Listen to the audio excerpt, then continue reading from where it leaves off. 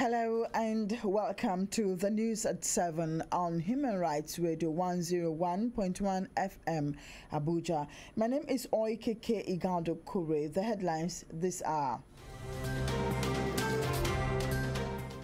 President Muhammadu Buhari in Paris advocates restructuring of Nigeria's economy through technology.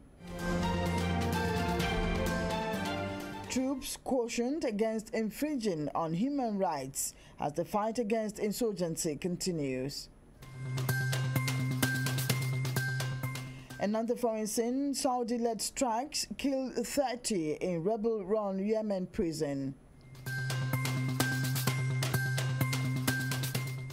And in sports, Super Eagles to play Egypt and two others before Russia 2018.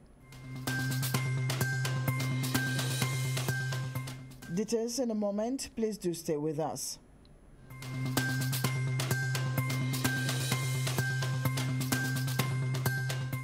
And now the news. President Muhammadu Buhari has said some fundamental restructuring of Nigeria's economy was required in the drive to address climate change in the country.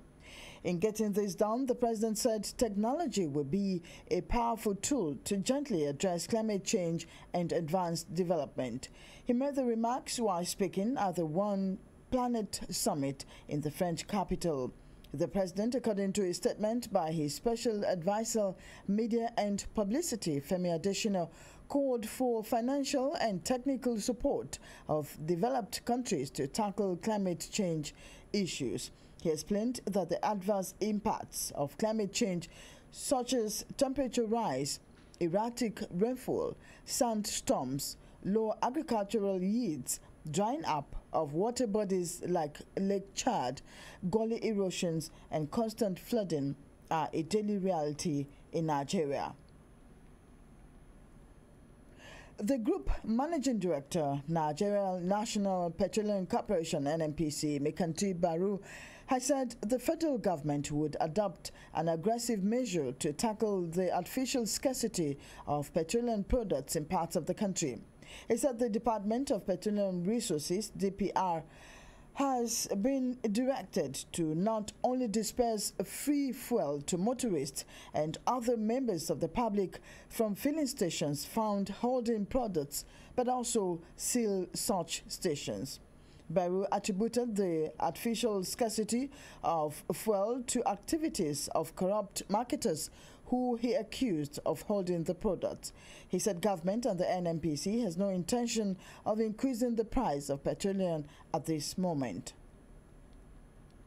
Meanwhile, reports said no fewer than 20 vehicles and 4 commercial motorcycles were burnt when a tanker laden with petrol fell and spilled its content on the Festac Link Bridge in Lagos State. The fire is said to have started at noon and raged for about an hour on Wednesday. An eyewitness said the tanker was ascending the bridge but suddenly rolled back and fell and subsequently exploded into flames. He said firefighters arrived at the scene about 30 minutes later but did not have enough water to quench the fire.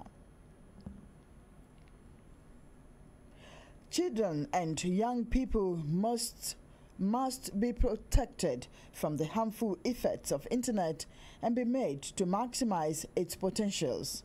This is the advice given to parents and other stakeholders in Nigeria. Those who spoke with us advised parents to improve relationship between them and their wards in order to protect them from online abuse. Internet abuse by most kids in Nigeria is really painful. With the advent of free internet, once you buy an Android phone that has an internet asset, all you need to do is to get a SIM card and recharge your phone. Boom, you are there. And these kids, before you know it, they are on prompt sites, talking to strangers that you don't even know about. Most of these kids even know this internet better than their parents. These days you hear children of 13, 14 being pregnant by their own age mate or maybe who are a little bit older than them. Not rape cases these days, but because of what they've seen in the internet, they want to see how it's been done. I don't normally allow my children to use internet because there was a time I watched on Facebook, I saw what is going on there. So because of that, I discourage my children. Don't go to Facebook, it's dangerous. Don't go to any social network. Parents have to live up to the reality. It is no longer allowed for them to be ignorant when it comes to using technology, because you find out that most parents actually say they are not up to date, so therefore they cannot keep track of what is going on the internet or what their kids are actually doing with their personal devices on the internet. It is absolutely wrong. You cannot allow an underage, a minor, someone that is below 18, actually go on the internet all by themselves. Is it that you encourage the children to use these mobile devices in your presence so you can monitor them, or you take out your time to go on that device and look at the entire history of what these children are actually looking at, so that you will be able to guide them and advise them accordingly? The internet is good, but it can be very dangerous. Access to inappropriate content online may not always be requested by young people, but by simply going online, they are at risk of viewing images which are unsuitable in nature. Inappropriate images may pop up or be at the end of an unrequested link, and once viewed, they can be distressing and have long-term psychological and emotional consequences for young people. The increased spate of child theft in the country is becoming alarming and worrisome. Some concerned Nigerians on the street of Abuja advised parents to be responsible and be on the lookout for their children. Honestly, it wows me the way kidnapping is going in the society today. You see, Nigeria is a country that things have gone so tough that people, even our women that used to stay at home to take care of kids, are the breadwinners today. Sometimes I don't blame them, but most times I begin to ask, why should a woman abandon a baby or be less concerned about a life just in exchange for the running around of the day? Fine and good, the running around of the day is very important, but we should also take care of life, because life is very important. This season, if you've noticed, with the way the economy is, it's been a whole lot of struggling. Everybody's looking for one way to get something or another. You were looking for money to buy things for our family members, to go home, to travel, to just have fun. Even some people don't even have what they need, basic amenities. And, you know, it's very hard not to engage in illegal means to get what we want. At each time in our life, we should ask ourselves, where are our children and what are they doing? It's an important question that every minute of the day parents should ask, where is my child and what is she or he doing at the moment? When you begin to take this as part of your life, I think it will go a long way to making you know where your children are, because the vulnerability of these children comes as a result of them not being cared for. The mother is not there, the mother is not looking out for the child, they doesn't even know what the child is doing. Kidnappers and abductors are not ghosts, they are human. Parents, watch your children. I mean, people, of course, will be tempted and they will fall into temptation. And so I feel that parents, please be on guard with your children. Do not allow them to be gallivanting here and there. Watch on them. If you cannot keep watching them, kindly keep them in the house. Arrange for a babysitter, someone trustworthy, of course. Children are so precious. Children are the gifts from God, so they are blessings. And I doubt if anybody will go and get a blessing, something that is so dear to you, and you let the thing go without attended to. That's the way our mothers do. In some areas like Maraba, Nyanya, Masaka axis, you will see children, little children walking all alone. Does that mean they don't have guidance? They actually do, but the parents are not doing enough to take proper care of them, to keep them in the safe hand and to keep them in the right places where they are supposed to be. If you are not prepared for motherhood, please don't get pregnant and don't have children. I call on all parents of this country to make sure they safeguard their kids, because these are the future they have, not even only for themselves, for the country, for the state, and for Nigeria as a whole.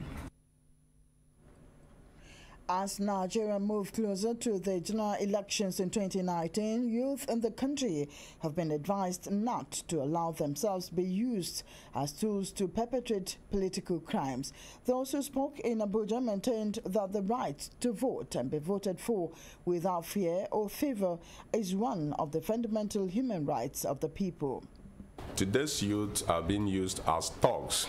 I really wonder why somebody should bring me in as a youth to vote or to fight for a vote that I know at the end I will be abandoned. While their children are abroad, some of them are just at home cooling off and sending you with petty money that can't take you home, can't do anything for you, just to take your life. Because at the end you discover that this violence will always result in death most times. If you want to vote, vote with your conscience. Know the right man that will represent, that will protect your interests, that will give you exactly the value that you want in your area, Nigeria at large. Elections, as we have seen in this country, have been somehow brutal, somehow violent. We've experienced a lot of things, and basically, I really hope that this coming election is going to be something different. I hope that youths will not be used in any way. I hope youths are wiser from elections that have come and gone. You feel better when you think, okay, I voted in this person, let's see what he can do. If he's doing wrong, I'm sure you'll be able to, put him in place or speak out because you haven't sold your vote.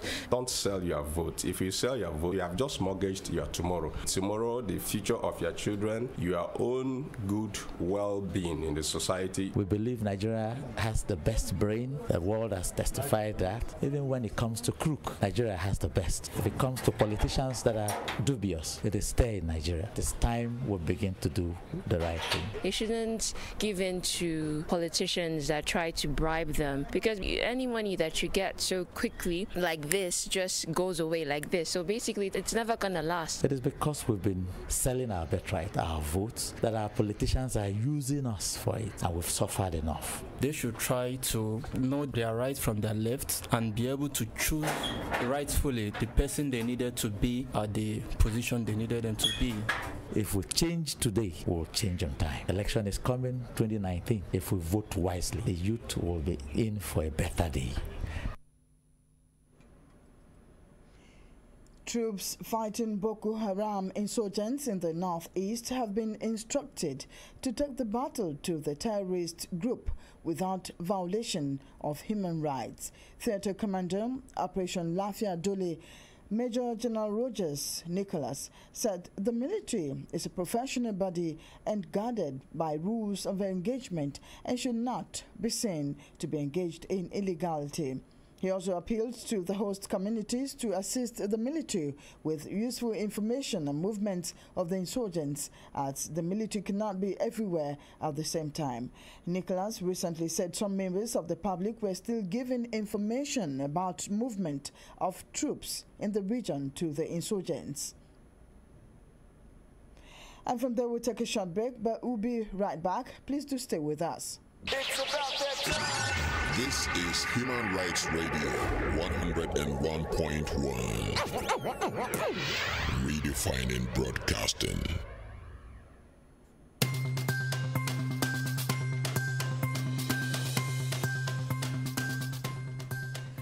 Welcome back. And on the foreign scene, reports say Saudi-led airstrikes on a prison run by rebels in Yemen have killed 30 people and wounded 80. A Saudi-led coalition has been waging since March 2015, despite an appeal by UN Chief Antonio Guterres on Sunday for a renewed push to end the war.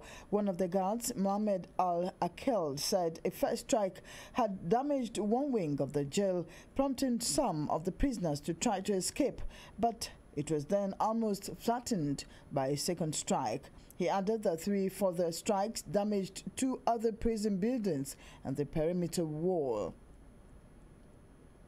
And in sports, the Super Eagles of Nigeria will play Egypt and 2 other countries in preparations ahead of the 2018 World Cup in Russia. Nigerian Football Federation (NFF) has said the friendly matches will be played between January and May next year.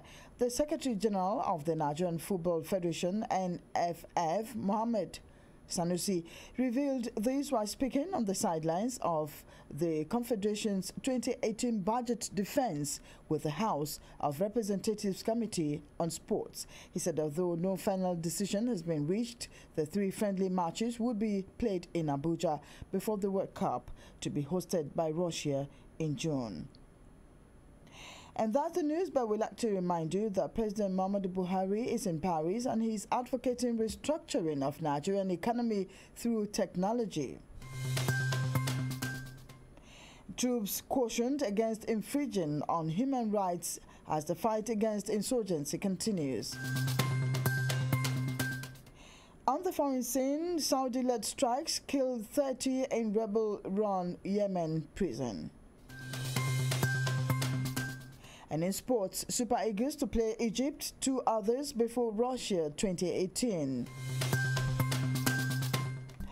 That's the news this hour, but you can continue to follow us on our social media handle. Facebook is Human Rights Radio 101.1 FM. You can also tweet at us at HRightsRadio. Thank you for listening. My name is Oikeke Igado Kure.